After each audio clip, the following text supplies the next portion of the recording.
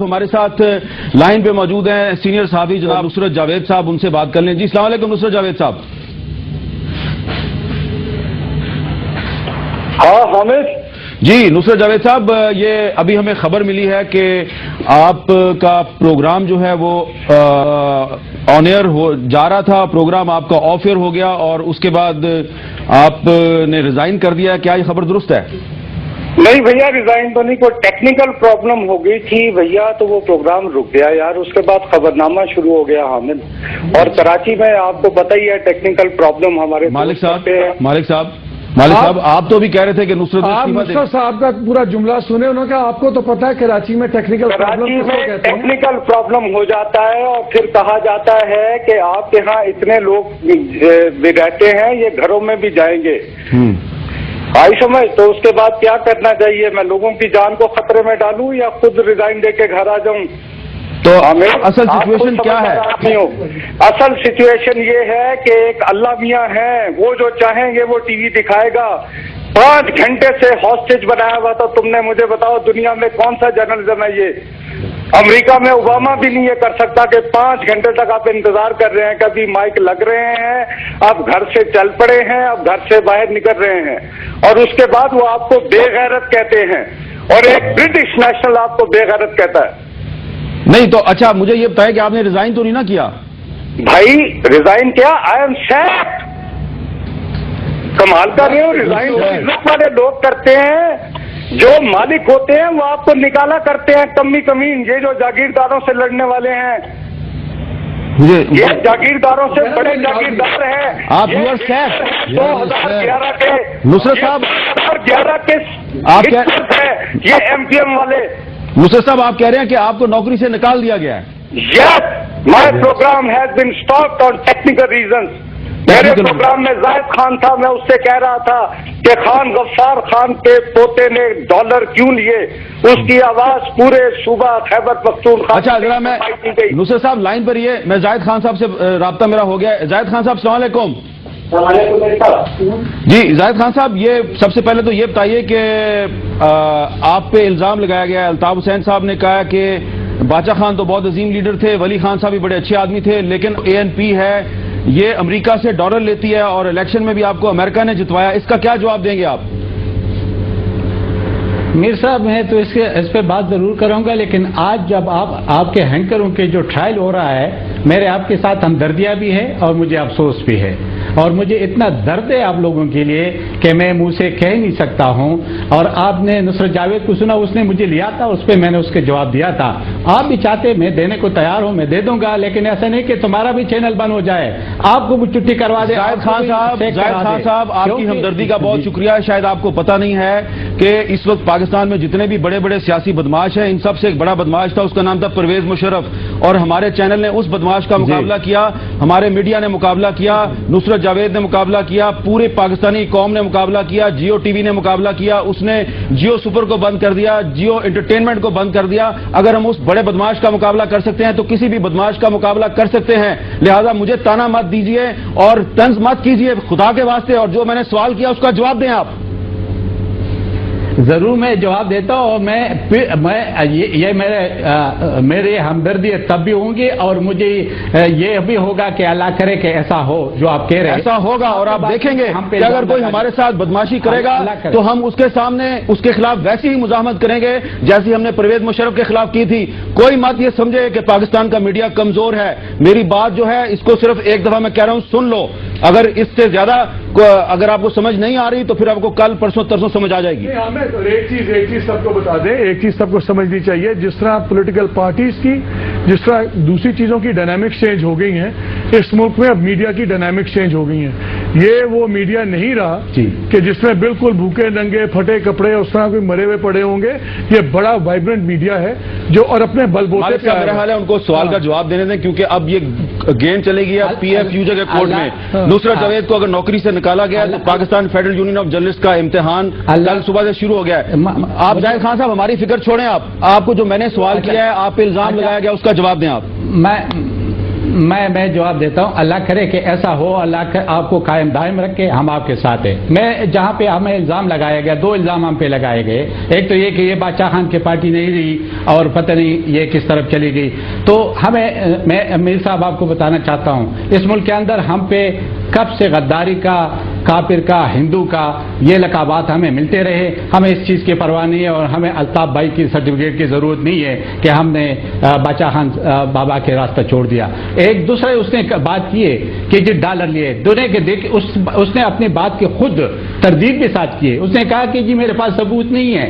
اب جھوٹ بولنا یا ایک چیز ایسا کہ جس کا کوئی بیس نہ ہو کہنا، میرے خیال میں اس کو تو وہ خود ہی ڈینائی خود ہی کر رہا ہے۔ کوشش کر رہے ہیں ہم حیدر عباس رضوی صاحب سے بات کرنے کی۔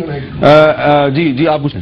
میں یہ کہنا چاہ رہا ہوں کہ اتنی دیر سے یہ بات ہو رہی کہ اتنے لوگ مارے، اس نے مارے، اس نے مارے، جو بھی۔ اب دیکھیں ایک سپریم کورٹ کا سو موٹو کیس چل رہا ہے، مجھے بڑے دکھ سے یہ بات کہنی لگ رہی ہے کہ کراچی کی سچویشن جو ہے نا وہ سارے پاکستان کو ہاسٹیج رکھا ہے، آج سے نہیں، 1984-85 سے سارا پاکستان مفلوج ہو کے رہ جاتا ہے جیسے آج کل ہے۔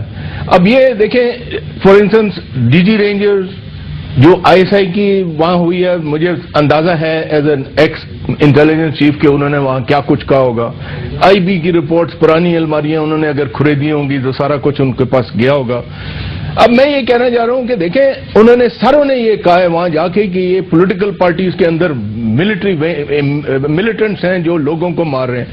رمضان میں بھی بخشش نہیں ہوئی، روزے والا روزے دار کو مار رہا ہے، چاہے وہ کوئی بھی نسل کا ہو۔ بٹ دا پوائنٹ از، میں یہ کہہ رہا ہوں کہ اگر ایک نسل والے کہتے ہیں کہ انہوں نے مارے اتنے آدمی، تو کس نے مارے؟ میرا خیال ہے میں ایک بات صرف ختم کر رہا ہوں۔ دا پوائنٹ از کہ ان سب کو یہ سوچ لینا چاہیے کہ جتنے مر رہے ہیں پاکستانی ہیں اور یہ نہیں ہونا چاہیے۔ بالکل آئی ایگری۔ اور کوئی بھی کراچی میں اگر اردو بولنے والا ہے، خواہ وہ ایم کیو ایم کا کارکن ہے، اگر اسے بہیمانہ انداز میں قتل کیا جاتا ہے تو یہ ایک پاکستانی کا اور انسانیت کا قتل ہے۔ پختون کا قتل، وہاں پہ کسی سندھی کا قتل، بلوچی کا قتل، پاکستان کے کسی بھی حصے میں کسی بھی شہری کو اگر بہیمانہ انداز میں قتل کیا جاتا ہے، خواہ وہ طالبان کرتے ہیں یا کوئی اور کرتا ہے، تو ہمیں اس کی مذمت کرنی چاہیے۔ اور ہمارا کسی کے ساتھ کوئی تعصب نہیں ہے، کوئی لسانی تعصب نہیں ہے۔ ہم ایک پولیٹیکل ڈیبیٹ کر رہے ہیں، پہلے بھی کرتے رہے، آج بھی کر رہے ہیں، آئندہ بھی کرتے رہیں گے۔ اب حیدر عباس رضوی صاحب دوبارہ ہمارے ساتھ لائن پہ موجود ہیں، نصرت جاوید صاحب بھی موجود ہیں۔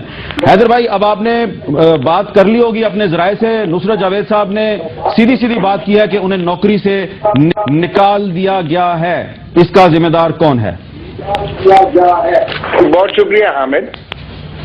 جیسا کہ آپ نے مجھے کہا تھا اور مجھے وقت دیا تھا کہ میں معلوم کر لوں چیزوں کے بارے میں کہ کیا صورتحال ہوئی، اور اب ظاہر ہے میں آن دا ریکارڈ ہوں اور جو بات کہہ رہا ہوں انتہائی ذمہ داری سے کہہ رہا ہوں۔ جی، ہم میڈیا کی آزادی پر مکمل یقین رکھتے ہیں۔ ہماری جانب سے کوئی قدغن نہیں لگائی گئی، ایم کیو ایم کی جانب سے کوئی ایک فون کال نصرت بھائی کے لیے نہیں کی گئی، نہ ان کے ڈائریکٹر نیوز کو، نہ ان کے مالکان کو، نہ کسی اور ذمہ دار فرد کو۔ یہ میں انتہائی ذمہ داری سے کہہ رہا ہوں۔ ہو سکتا ہے کہ کوئی ان کے مالکان اور ان کے درمیان کسی ایسی بات پر تنازع ہوا ہو جو شاید پروگرام میں ہوئی ہو، جس کی بنیاد پر ایسا کچھ ہوا ہو، شاید کوئی تلخ کلامی ہوئی ہو کسی کی ان کے ساتھ، تو ایم کیو ایم کے کسی ذمہ دار، کسی کارکن نے ان کے لیے، نصرت بھائی مجھے بہت اچھی طرح جانتے ہیں، پرسوں بھی میری ان سے بات ہو رہی تھی، نہ ان کے ڈائریکٹر نیوز کو کوئی کال کی گئی ہے، نہ ان کے مالکان کو کال کی گئی ہے، نہ کسی سے بات ہوئی ہے۔ میں یہ انتہائی ذمہ داری سے جی نصرت جاوید صاحب، آپ کیا فرمائیں گے؟ بھائی صاحب، بات یہ ہے کہ مجھے اچانک خواب آ گیا اور ٹیکنیکل پرابلم ہو گئی۔ اب چھوڑا کرے نا یار، میں نے بال سفید کیے ہیں اسی گندے کام میں جس کا نام جرنلزم ہے۔ صاف مجھے کنوے کیا گیا ہے کہ 600 بندے کام کرتے ہیں دفتر میں۔ آپ ان کی زندگی چاہتے ہیں یا اپنا پروگرام کرنا چاہتے ہیں؟ تو ظاہر ہے آپ حامد کیا جواب دو گے؟ تو اب حیدر رضوی صاحب کہہ رہے ہیں کہ ان کی حیدر رضوی صاحب بڑے اچھے آدمی ہیں، میرے بھائی ہیں، یہ بالکل صحیح کہہ رہے ہیں۔ یہ پرسوں بھی آئے تھے، میں پہلے بول رہا تھا، ان کو لینے سے پہلے میں نے لفظ پکٹس بھی استعمال کیا تھا، یہ بہت حیران ہوئے تھے۔ میں نے ایکچولی پروگرام کے اندر بھیا 2-3 باتیں کہی تھی۔ سب سے پہلی بات میں نے یہ بتایا تھا کہ میرے والد 1915 میں چوک نواب صاحب موچی دروازے میں پیدا ہوئے تھے۔ میری والدہ حویلی علف شاہ کی ہیں، میری نانی کا نام नाम जैनब है और मैं पाकिस्तान की फौज को मुबारक देता हूं और जनरल पाशा को भी मुबारक देता हूं कि उन्हें नफ फोर्स मिल गई। फिर मैंने वही किया था, बुरके में रहने दो। तो मेरा ये सवाल था कि अगर मैं क्यों नहीं कर सकता ये 5 घंटे तक अगर 18 करोड़ की इस कौम ने हॉस्टेज होना है तो भाई साहब मैं ऐसा जर्नलिज्म करने से आ रही हूं। मैंने इस तरह अपने प्रोग्राम का आगाज किया था। तो अगर मैंने उसमें बुराई कोई की, मुझे बताएं कि दुनिया में कहां पे अगर ओबामा भी एड्रेस करना चाहता है, प्रेसिडेंट ओबामा से ज्यादा ताकतवर तो नहीं है मेरे अल्ताफ भाई, ठीक है ना। बाकी जहां तक तासुब की बात है तो मैं लानत भेजता हूं इस शख्स पे। मैं खुद जो हूं मैं पंजाबी हूं, मेरी बीवी डॉक्टर मुबशर हसन की भांजी है और मैं जिन उर्दू बोलने वालों को जानता हूं उनसे जब मुझे कोई शेर भूल जाए, किसी लफ्ज का तलफ़ुज़ भूल जाए तो मैं उनसे पूछता हूं। मैं किसी जावेद टीटी वाला और फलां वाला और अजमल पहाड़ी मेरा ख्याल है नुसरत भाई को नहीं जानता। नुसरत इन्होंने जो करना है करने, फिस्तायत के खिलाफ लड़ना जो है अहमद सीखा हुआ है। और बुल्ले शाह का एक शेर इन्हें सुनाता हूँ, बुल्ले आसा मरना ना ही 2 रुपया कोई और, बरतानिया कभी नहीं जाऊंगा, यही रहूंगा और जब कहें 90 के आगे आके प्रोग्राम करने को तैयार हूँ, बैठने को तैयार हूँ, जो ये हुक्म करें हाजिर हूँ मैं। तो ये धरती है मेरी, ये माई कुलाची के कराची में आने से अल्ताफ मुझे नहीं